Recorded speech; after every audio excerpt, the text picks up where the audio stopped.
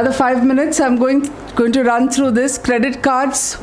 Do we need credit cards? No? Okay, yes. Okay, and why do you need credit cards? Because in certain situations, nothing else happens. I keep telling people, if you had a Kingfisher flight and had gone to Delhi and the flight is cancelled, the company has closed down, what will you do? You're stranded on the airport. Are you going to look around and ask someone whether they'll lend you money?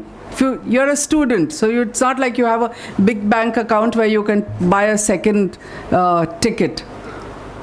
What do? I mean, there are some situations where you may not have enough money in the bank which is available in your savings bank account. Maybe it's tied up in an FD. Only a credit card works. So do you need a credit card? I think so. I think each one should have a credit card. But it is still called the crack cocaine of the financial world. Why? I'll run you over a list of what happens. But first, I think you should look at this little ad. Business class tickets for your parents' first international vacation? 110,000 rupees on your MasterCard. Renting a luxury car? 8,000 rupees.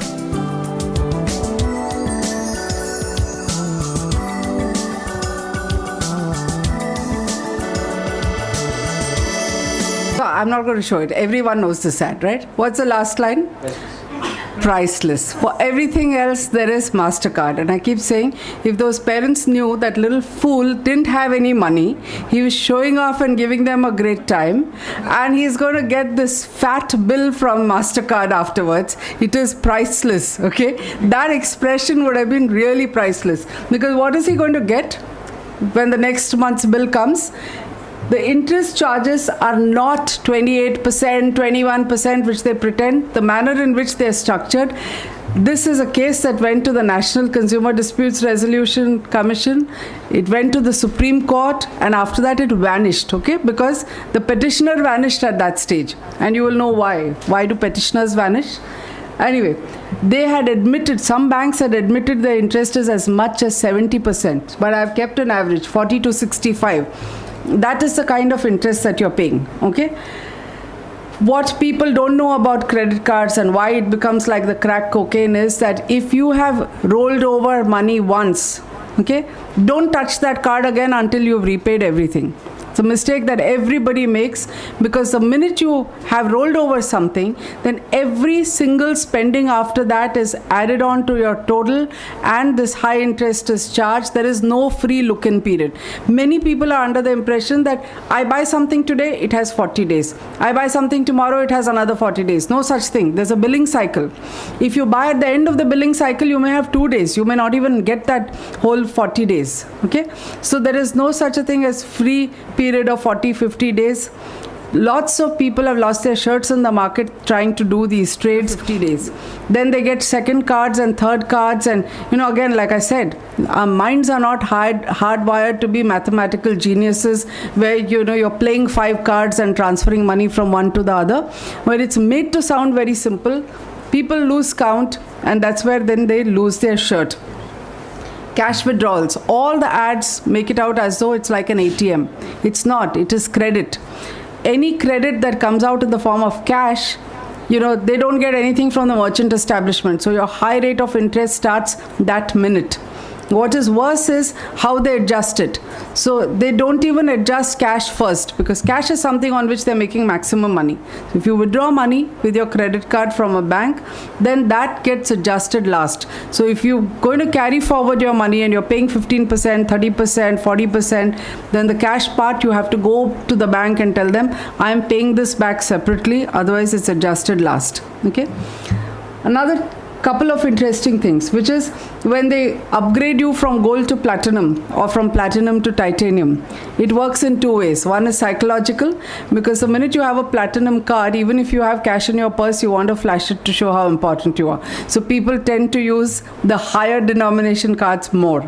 The second thing, which again we heard from Ravi Subramaniam, I didn't know this, okay? This is an inside story, that it's not about you.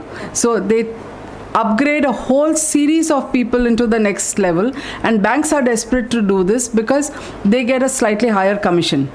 So the bank is not worried about you. If you fit into a certain category, they're in a great hurry to make you a gold card holder and a platinum card holder, because the higher the card, the higher is the amount that they get.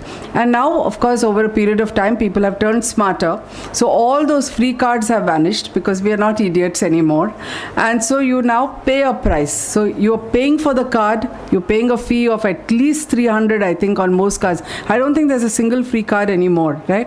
Unless it is tied to some FD, but I don't think there is. I don't think anyone's giving you a free card. So you're paying the money.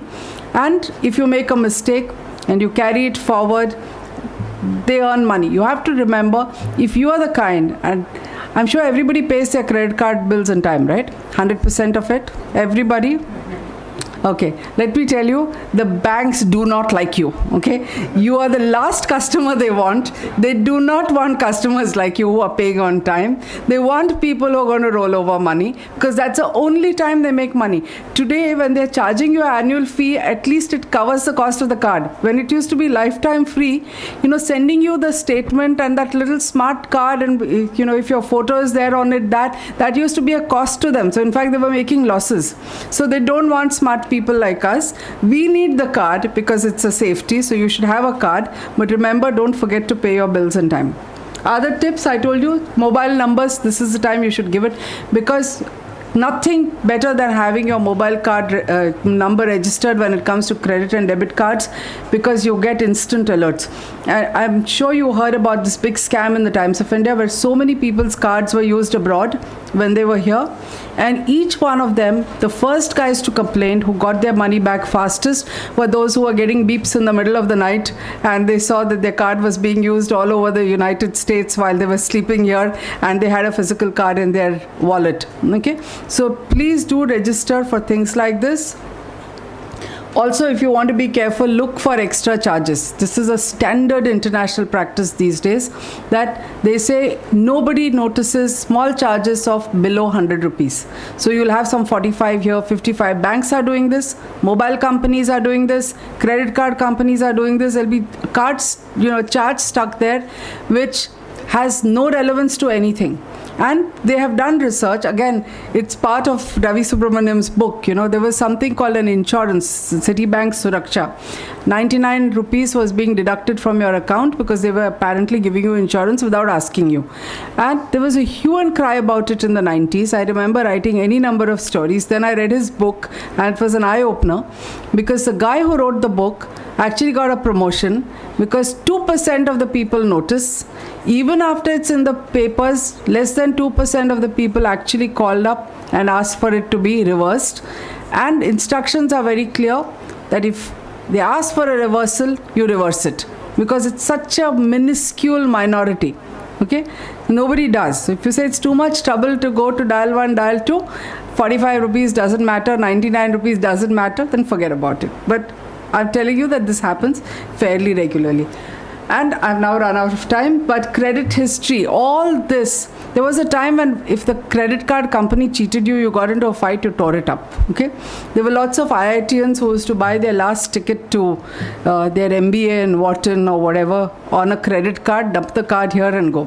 Today you can be tracked. So you must remember that the financial world is organized, we the consumers are not. So they have got these credit bureaus created. All your spending, especially your borrowing, is tracked minutely.